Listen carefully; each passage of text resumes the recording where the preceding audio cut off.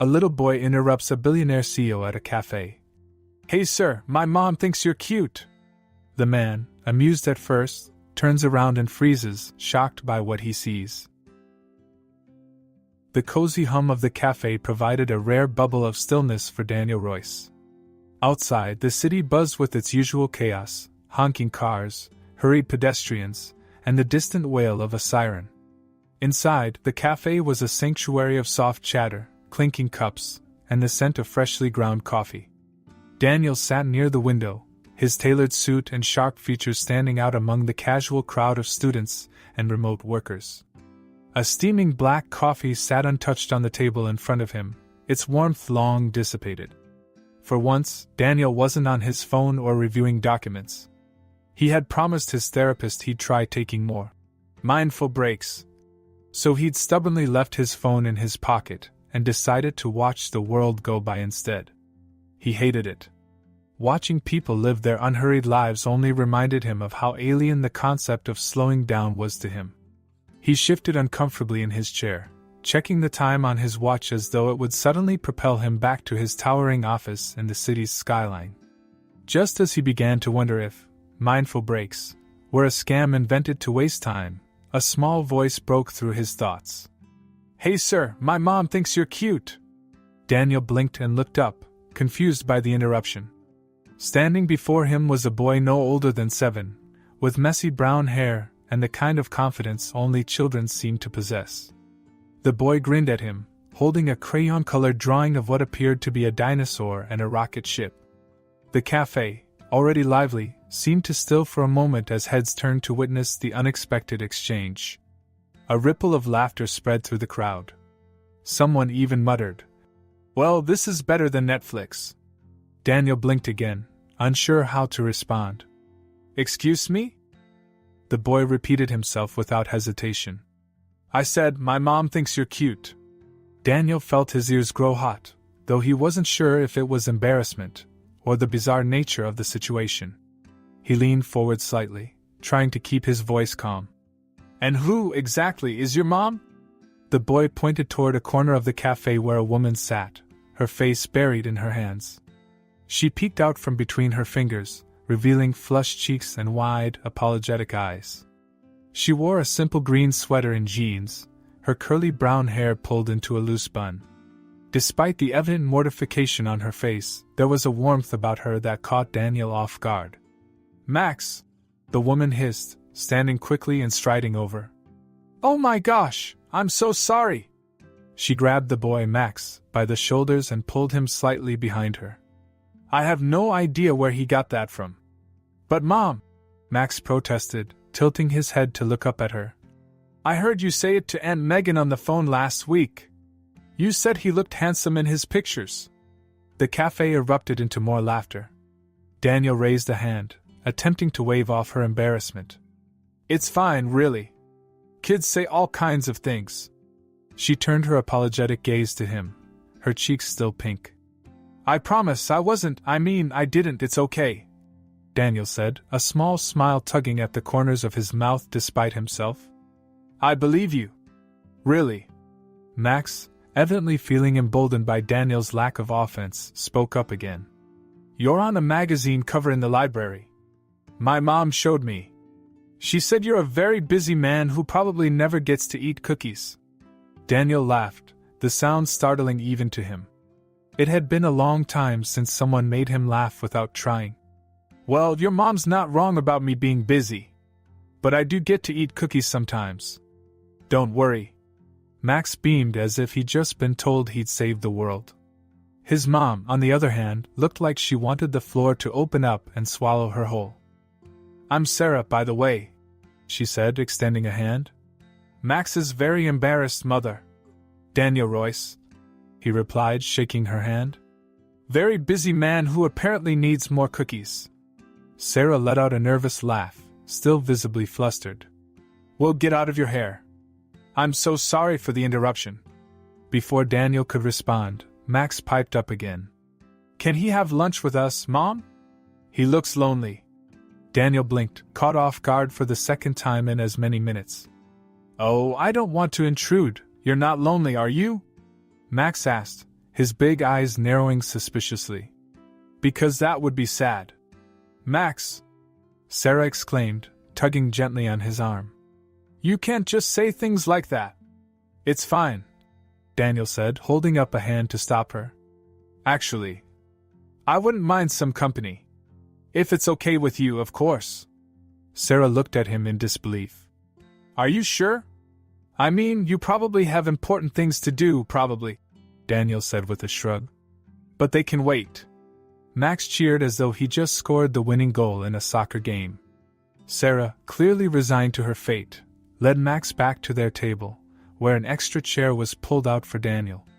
He joined them, feeling oddly at ease despite the absurdity of the situation. As they settled into conversation, Max dominated most of the talking, regaling Daniel with tales of his school adventures, his favorite dinosaur movies, and his ambitious plans to build a robot that could do his homework. Sarah tried to apologize again, but Daniel waved it off each time, finding himself increasingly charmed by her down-to-earth demeanor and Max's boundless energy. For the first time in years, Daniel Royce forgot about his schedule, his emails, and the endless demands of his company. And for the first time in years, he felt something he hadn't even realized he was missing, a simple connection. As the laughter and chatter flowed, the cafe returned to its usual rhythm. But for Daniel, the world outside faded into irrelevance. For a little while, all that mattered was the company of a charmingly bold little boy and his utterly flustered, but undeniably captivating, mother. The hum of the cafe felt warmer now, the tension from earlier replaced by a light-hearted buzz around their table. Daniel found himself surprisingly engaged, listening to Max describe his latest art project, a papier-mâché volcano that apparently erupted so much lava it ruined the carpet. Sarah was still blushing, though she tried her best to steer the conversation away from her son's more colorful observations.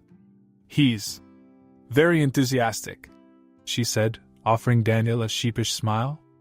I really am sorry about earlier. Max has no filter, and he overhears things he probably shouldn't. Daniel, now far more at ease, sipped his coffee. No harm done. Honestly, I could use more conversations that don't involve quarterly earnings or shareholder meetings.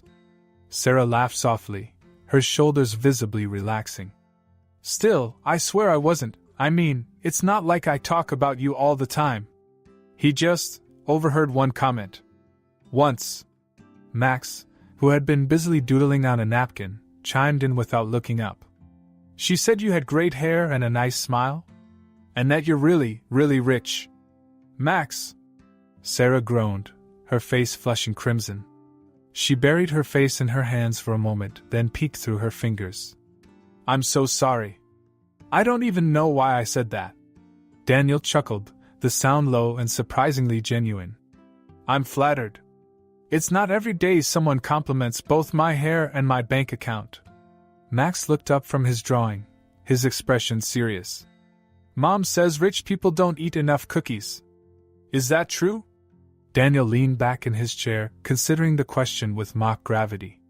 You know, I think she might be onto something. I can't remember the last time I had a really good cookie. Max grinned triumphantly and pointed at his mom. See? You were right, Mom. Sarah shook her head, laughing despite herself. You're impossible. Max turned back to Daniel, clearly unwilling to let the moment go. You should have lunch with us. My mom's a great cook, but she says she doesn't get to cook for anyone special. You could be special. Sarah's eyes widened in alarm. Max, I don't think your mom wants me tagging along. Daniel interrupted gently, though the boy's suggestion amused him. She does. Max insisted, beaming. Right, Mom? Sarah stared at her son, her mouth opening and closing as she tried to find the right words. Finally, she sighed and looked at Daniel, her cheeks still pink. You don't have to feel obligated, really. He's just being Max. Daniel considered her for a moment, his sharp instincts as a businessman picking up on her sincerity and a hint of nervousness. For reasons he couldn't quite articulate, he found himself nodding. Actually, I'd like that. If it's okay with you. Sarah blinked, clearly not expecting his answer. Are you sure? I mean, don't you have important CO things to do? Daniel smiled, a small, almost self-deprecating curve of his lips. I do. But I think they can wait. Max cheered, practically bouncing in his seat. Yes. This is gonna be awesome. Before Sarah could argue further, Max had already grabbed the menu and begun pointing out his favorite items. Daniel glanced at Sarah, noting the mixture of embarrassment and amusement on her face. Do you always lose arguments to him? Daniel asked, his tone teasing. All the time, Sarah admitted with a sigh. He's relentless. The waiter came by to take their order, and Max, unprompted, explained that Daniel was joining them because he looked lonely. The waiter chuckled, glancing at Daniel, who only shrugged with a wry smile. As their food arrived, the meal quickly turned into a comedy of unfiltered commentary from Max, much to Sarah's increasing mortification. Mom says she doesn't have time to date because she's busy with me, Max said between bites of macaroni and cheese. But I think she just hasn't found someone cool enough. Max, Sarah groaned, covering her face with her hands. Please stop talking. Max ignored her, his focus entirely on Daniel. Are you cool enough? Mom says you're handsome, but she didn't say if you're fun. Daniel raised an eyebrow, his lips twitching as he tried not to laugh. Well, I like to think I'm fun, but I guess it depends on what your mom considers fun. Sarah let out a strangled laugh, shaking her head. Oh my gosh, Max, please. Do you like dinosaurs? Max asked, his tone serious. Because Mom knows a lot about dinosaurs. She's a teacher. I can't say I've thought much about dinosaurs lately, Daniel admitted, glancing at Sarah, who looked like she wanted to sink through the floor. But I'd be happy to learn. Max grinned. You should let her teach you. She's really good at it. She even makes the boring stuff sound fun. Sarah groaned again, but this time there was a hint of laughter in her voice. Okay, that's enough matchmaking for one day. Max shrugged and focused on his food, seemingly satisfied with his efforts. Daniel, meanwhile, found himself genuinely enjoying the dynamic between the two. Sarah's warmth and humor balanced Max's boundless energy, creating a sense of ease he wasn't used to. By the time the meal ended, Daniel felt oddly reluctant to leave. He watched as Max meticulously folded his napkin into what he claimed was a paper airplane, while Sarah tried to figure out how to apologize yet again. I hope we didn't completely ruin your day, she said, offering him a tentative smile. Max tends to leave an impression. Daniel smiled back, surprising even himself with the softness in it. He certainly does. But in a good way. Max looked up, grinning. So, are we friends now? Daniel hesitated for a moment, then nodded. I think we might be. Max cheered again, and Sarah laughed, shaking her head. You're too nice. Most people would have run for the hills by now. Daniel stood, smoothing his suit. Well, I'm not most people. As he slipped his business card onto the table, he met Sarah's eyes. If you ever need anything, dinosaur trivia lessons, cookie recipes, or otherwise, don't hesitate to reach out. Sarah stared at the card, then back at him. That's very kind of you. Thank you. Daniel glanced at Max, who was already folding the card into a new paper airplane. Take care of your mom, Max. She's pretty great. Max nodded solemnly. I will. With one last smile, Daniel turned and left the cafe, feeling lighter than he had in years. For the first time in a long time, he didn't mind leaving his schedule behind. Something told him this wasn't the last time he'd see Sarah and Max. And for once, that thought didn't scare him.